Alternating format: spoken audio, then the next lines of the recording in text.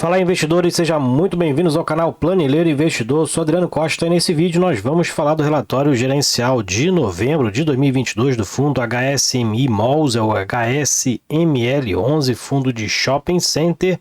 Então vamos ver qual foi a performance do fundo, né? Tem alguns meses que a gente não comenta aqui, não faz a leitura do relatório gerencial do HSML aqui no canal, então vamos ver aí qual foi a performance do fundo, o que a gestão está fazendo, tá?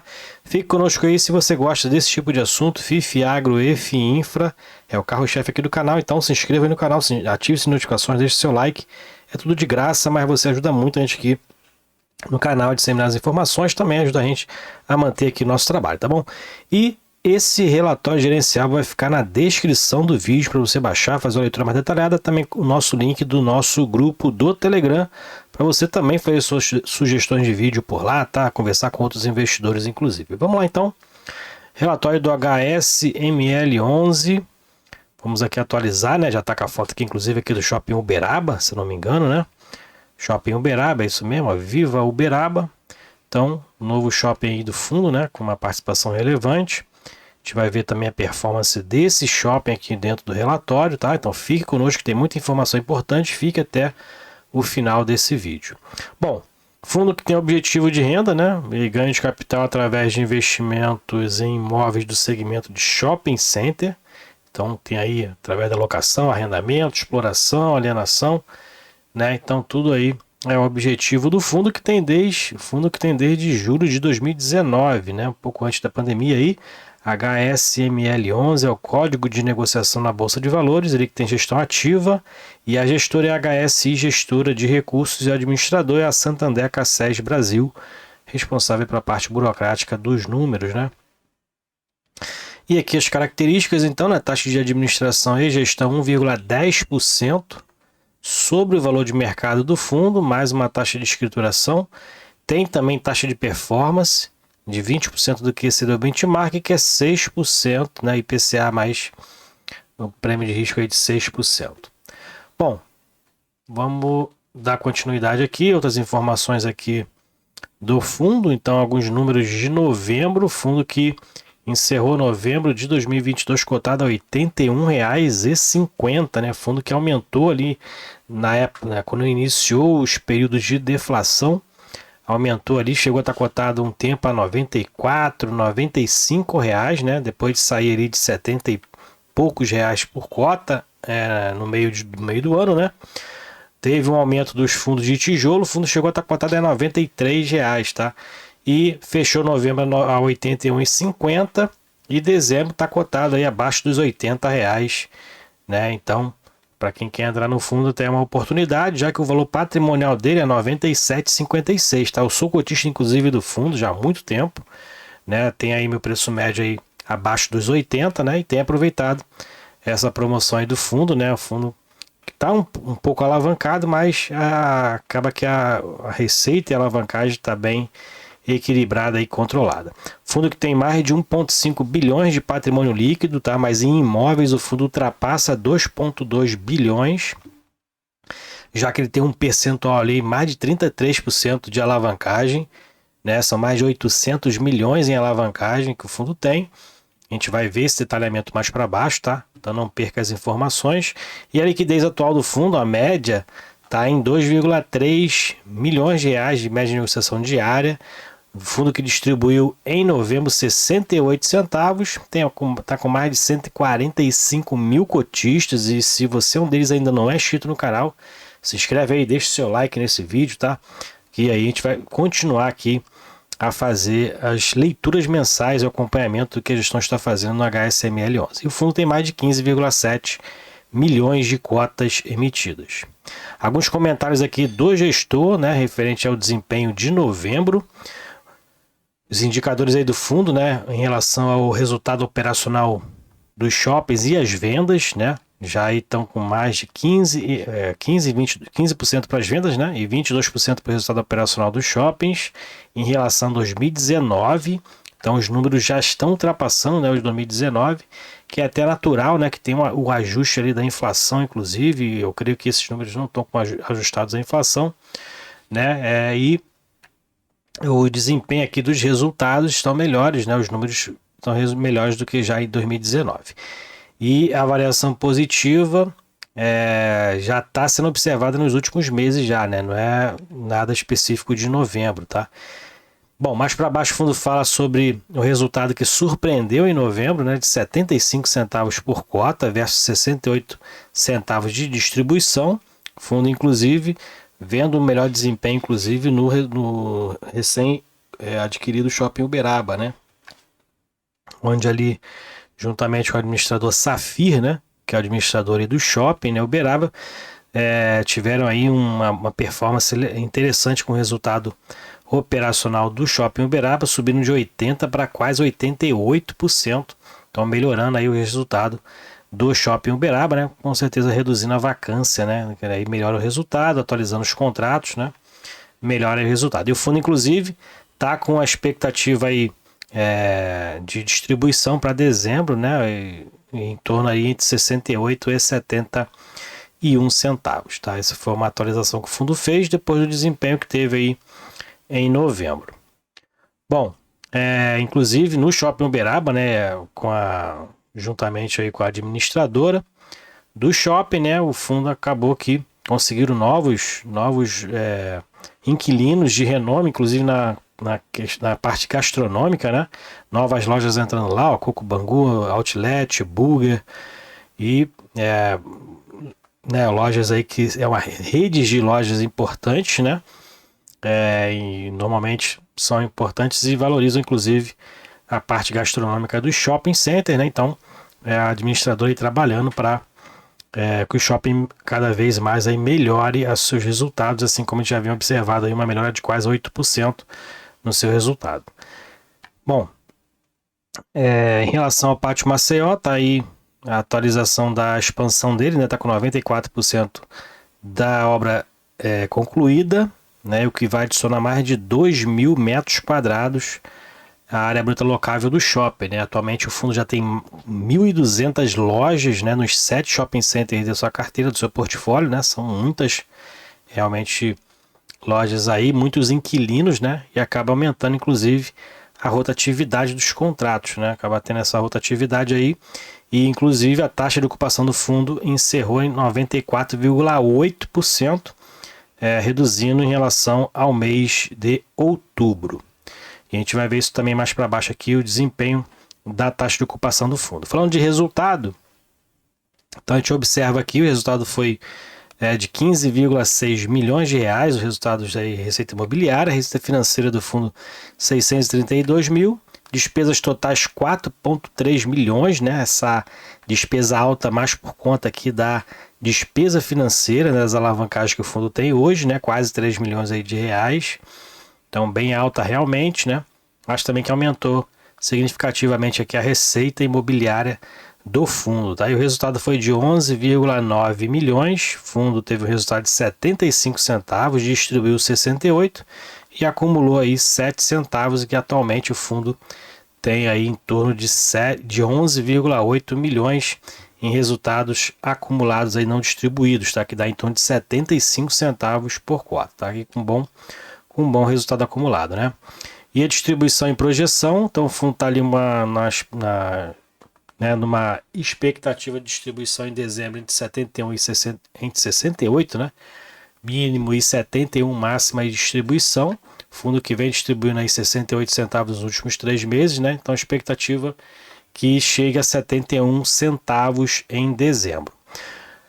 Com relação à rentabilidade, o fundo teve rentabilidade negativa, né? Como eu falei, o fundo vinha de um preço lá de R$ 93, né? E teve uma queda muito grande, né? Assim como os outros fundos de tijolo em novembro, e ele caiu quase 10% aí, rentabilidade negativa de quase 10%. Nesse mês de novembro, né? E a gente observa que o IFIX também caiu bastante, porque não foram só os fundos de tijolo que caíram, mas também os de crédito, né? Apesar de um mês positivo de inflação, né? Outubro foi inflação positiva, os fundos de crédito também caíram, mais por conta aí do risco mercado, né? A liquidez do fundo também, né, manteve-se ali observado nos últimos 3 meses, 2,3 milhões de negociação no mês de novembro, né, volume diário mensal, volume médio diário, e o mensal foi de mais de 46,6 milhões de reais com um giro de cotas de 3,4%. E a gente verifica aqui, né, que o fundo tem realmente feito aí boa distribuição, boas de liquidez aí no mercado, né? Outubro de 2022, por exemplo, foi 2,6 milhões de reais, né? Mantendo aí superior, né? Esse aqui foi um mês meio atípico, né? Apesar do aumento das cotas nesse período aqui, a liquidez do fundo foi alta, provavelmente muitos aí liquidando lucro aí no caso, né? Vendendo cotas a R$ 93, né? Muitos adquiriram essa cota aí a 70 e poucos reais, né?